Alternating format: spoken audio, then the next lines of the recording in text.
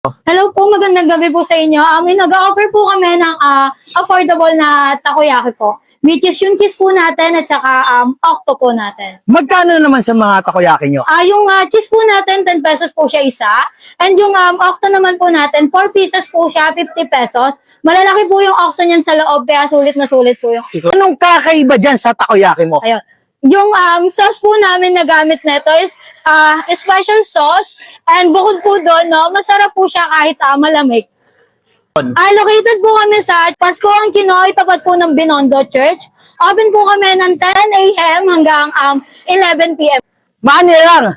Tikman na natin to. So, ito yung double cheese niya rito for 10 pesos. Ganyan siya kalaki.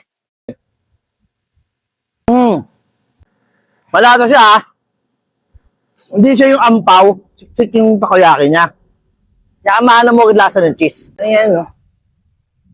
Sarap yung sauce niya, ah. Matamis siya. So, ito yung octo na pinagmamalaki niya. Sabi natin, malaki raw yung laman ito, eh. Tignan natin. Ayan, lolo ko. Ayan yan, no. Ayan, laman yan, no. Laki, oh.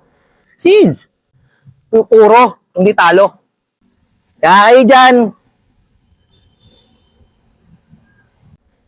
Dahil nga to, napakasarap ng food sila.